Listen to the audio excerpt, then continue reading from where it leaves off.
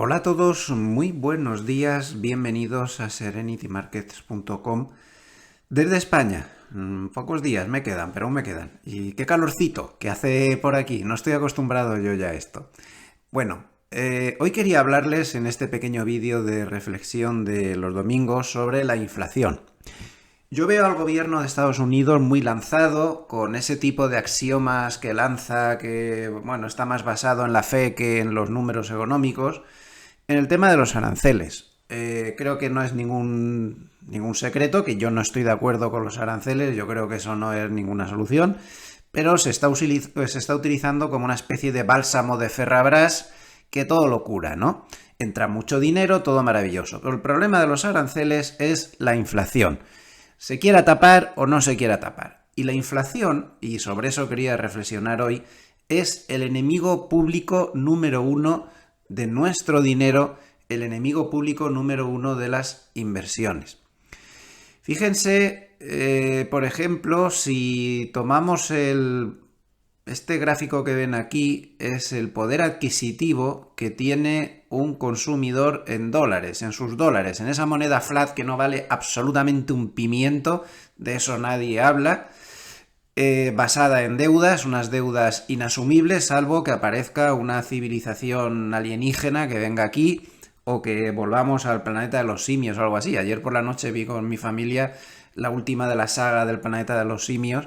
Supongo que el planeta se quedaría así después de asumir la deuda. Bueno, bromas aparte.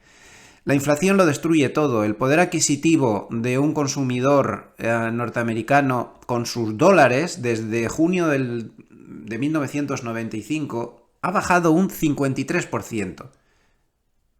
Ojo, un 53%. Aquí no solo está la inflación, hay otras cosas. 53%. Si nos vamos a la Investopedia, aquí podemos ver cómo se puede... Vamos a agrandarlo. A ver si me sale. Ahí. Un poquito más grande. Aquí se puede ver el efecto de la inflación sobre esos maravillosos rendimientos que nos salen en todos los libros de la bolsa. La bolsa es la repera, se puede ganar muchísimo, esto es maravilloso. Pero ¿qué pasa cuando comparamos cuánto hubiéramos ganado en bolsa y cuánto hubiéramos ganado en bolsa teniendo en cuenta la inflación que que es un ladrón silencioso que tenemos ahí en el bolsillo y nos va royendo esas ganancias que estamos teniendo? Bueno, pues fíjense, una inversión en dólares en 1957 está esto, pues en nominal, pues se convierte en 87.660. Pero si consideramos la inflación, se convierte en 7.700, que está muy bien, pero nada que ver con esta maravilla que vemos aquí. La diferencia es tremenda. Y si ahora yo les digo que hagan el siguiente ejercicio, no tengo un gráfico que lo refrende, está buscando bastante, pero no he terminado de encontrar. Pero se lo digo en números. Si además a esto le aplico los impuestos, que en la mayoría de sitios son confiscatorios, en la Unión Europea son confiscatorios, en Estados Unidos algo menos, pero también lo rozan. Si le añadimos los impuestos confiscatorios, ¿saben lo que les queda aquí? ¡Una birria! ¿Saben cuántos puntos tienen que deducir a la larga por los impuestos? Cerca de 2 puntos más anuales. Total, que ese presunto 10% que gana anualmente el SP500 es una entelequia, eso es maravilloso, queda muy bonito en los libros, pero si lo ajustas por inflación, ya no es el 10%, se va a quedar más o menos en la mitad anualizado. Claro, al final a la larga, pues se te queda así. Pero es que si le quitas los impuestos, al final ese 10% se te va a quedar en un 3 y pico por ciento anualizado. Esas son las cifras demoledoras, grosso modo, aproximadamente. No necesitamos tener el cálculo exacto. Además, ¿saben qué pasa? Que en esos impuestos confiscatorios se tiene en cuenta el nominal y no el ajuste por inflación. ¿Verdad que ustedes han oído hablar mucho, por ejemplo, en España, de que no se deflactan las tarifas del IRPF y por lo tanto nos han estado dando hasta en el carnet de identidad? porque no han tenido en cuenta que la inflación mermaba nuestros ingresos, no han ajustado las tablas y nos han seguido atizando como si eso no hubiera pasado. El Estado confisca. No es nuestro amigo, no es nuestro amigo. Somos sus clientes para que los políticos de todos los colores vivan muy bien. Bueno, al margen de eso, ¿se aplica sobre el nominal el impuesto sobre ganancias en bolsa? Pero el nominal es falso, porque la inflación se nos ha comido todo, pero a usted le van a cascar el impuesto sobre todo esto. ¿Se puede dar el caso de que si hay una inflación muy alta, pagues incluso por no haber ganado nada si consideras tus ganancias por inflación? Sí. Claro que sí. Hay muchos periodos en la historia donde la inflación fue tan alta que realmente tú no estabas ganando nada, el nominal ganabas y te aplicaban un impuesto. Pero realmente si ajustabas por inflación, estabas perdiendo. Pero tú has pagado el impuesto perdiendo. Eso ha pasado en numerosos momentos de la historia y hay un montón de estudios. Esta mañana, mientras me preparaba el vídeo, he estado viendo alguno que otro. Claro, aquí en este gráfico de Robert Shiller, retorno antes de la inflación, el azul. ¡Ah, qué bien todo! ¡Qué maravilloso! ¡Viva la fiesta! Retorno ajustado por inflación. Fíjense la diferencia. Tremenda. Brutal. Brutal. Si la inflación sube, nos destroza. Es el enemigo público número 1 y con los aranceles estamos jugando a darnos miedo con la inflación. Y ya veremos si se cumple o si no se cumple. Esperemos que no, porque si no nos va a hacer mucho daño. La inflación es demoledora, es la línea roja ajustado por inflación. Fíjense los índices más importantes de Estados Unidos ajustados por inflación tras la burbuja tecnológica. La bolsa siempre sube, sí, en nominales, pero ¿cuánto hubiéramos aguantado desde el 2000? Hubiéramos entrado en el pico del 2000, hay índices que hasta el 2018 en real, en ajustado por inflación, no salieron del lío. Un ejemplo dramático del daño que puede hacer la inflación lo podemos ver aquí, en este periodo donde saben que la inflación fue muy alta, años 70. Como podemos ver, mucha gente dice, bueno, aquí tuvimos uno de los mayores mercados laterales de la historia. Más o menos hacia junio del 66, el mercado se metió en lateral y no salió hasta el año 1979. En primer lugar, y esto es en nominales, en primer lugar, échenle un vistazo a esto. El daño que nos puede hacer una inflación desbocada y que salga de control, como nos pasó después del COVID, con esos errores acumulados de la Reserva Federal, previamente por inyectar demasiado dinero y posteriormente por decir que la inflación era transitoria. Un mercado lateral de estos hace daño, con algunos picos hacia abajo muy dañinos.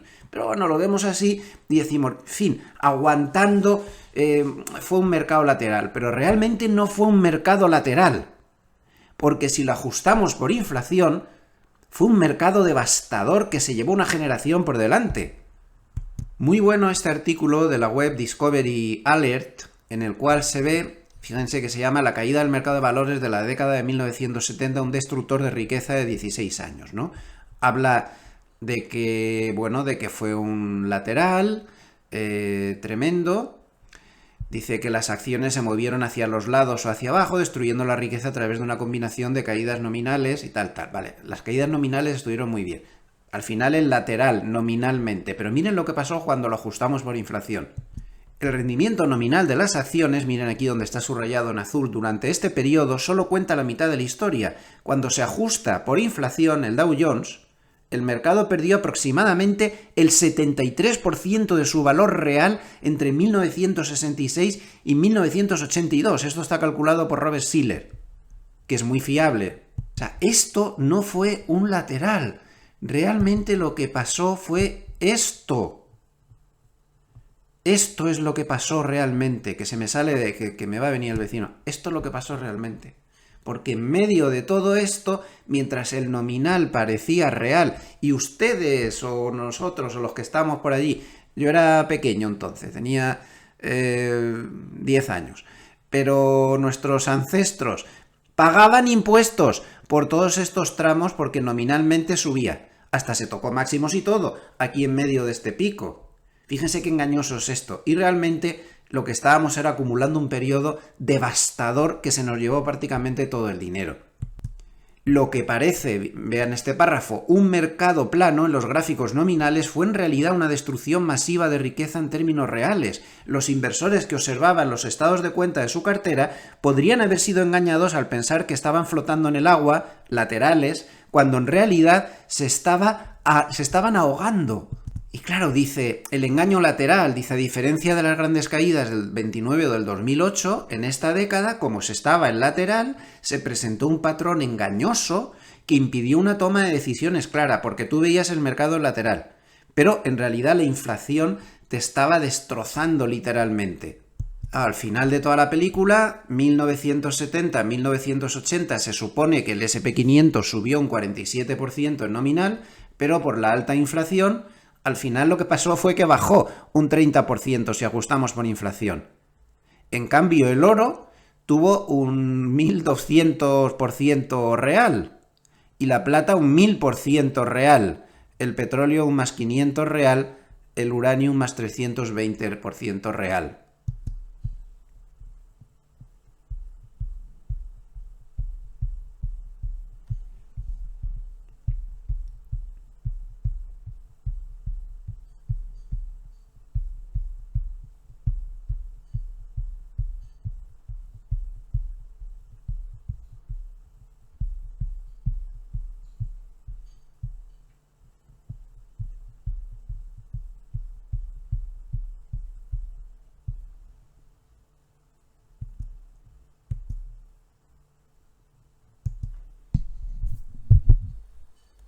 Y ahora les voy a llevar a otra reflexión.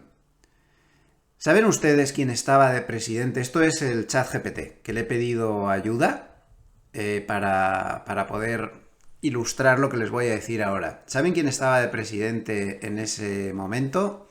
En esa etapa en la cual el dinero se fue al garete por culpa de la inflación de los inversores. Pues un señor que muchos no se acordarán de él, pero que se llamaba Arthur F. Burns. Lo nombró el presidente Richard Nixon, que no se caracterizó precisamente por tener pocos chanchullos, ¿no? Bueno, pero fíjense lo que dice aquí. Burns fue criticado por no subir suficientemente los tipos de interés para contener la inflación, en parte por presiones políticas desde la Casa Blanca. Voy a repetir la frasecita. Burns fue criticado por no subir suficientemente los tipos de interés para contener la inflación, en parte por presiones políticas desde la Casa Blanca. ¿Les suena de algo esto? ¿A que sí? ¿Verdad? ¿Les suena, no? En fin, mi reflexión de hoy es simplemente, no tiene por qué llegarse a ningún escenario apocalíptico, pero sí quería hacerles ver que no juguemos con la inflación, que no juguemos con los presidentes de la Reserva Federal, que llevemos mucho cuidado con los experimentos en casa y con gaseosa, y que los aranceles son muy peligrosos porque podrían empezar a desencadenar procesos de este tipo. Y la inflación es el mayor enemigo del mercado. Creo que es el mensaje más importante que les quería transmitir hoy. Me he ido un poco a las cosas más dramáticas, un poco para que se entienda, no tiene por qué pasar exactamente esto, evidentemente, pero con la inflación no juguemos, señoras y señores, no presionemos a los presidentes de la Reserva Federal cuando estamos poniendo unos aranceles que pueden complicar muy mucho la inflación. No se puede soplar y sorber la sopa. 3 cositas muy rápidas antes de terminar el vídeo, algunas cosas que he conseguido de última hora. Buenas noticias desde el punto de vista de los insiders, porque están volviendo a comprar otra vez, han dejado de vender en los últimos días y están otra vez volviendo a comprar tras estas caídas. Y por otro lado, comentarles la estacionalidad del VIX. Como vemos, la estacionalidad del VIX a partir del momento en el que estamos es bastante negativa porque tiende el VIX a subir estacionalmente, no tiene por qué pasar este año, pero sí pasa bastante a menudo, y luego tiende a bajar a partir de octubre. Pues nada más, muchísimas gracias por su atención. Si les ha gustado este vídeo, denle un like. Les deseo que pasen un muy feliz domingo, la mayoría de ustedes un domingo vacacional, y yo les espero mañana con los vídeos de diario con total normalidad. Buen fin de semana. Hasta mañana. Gracias.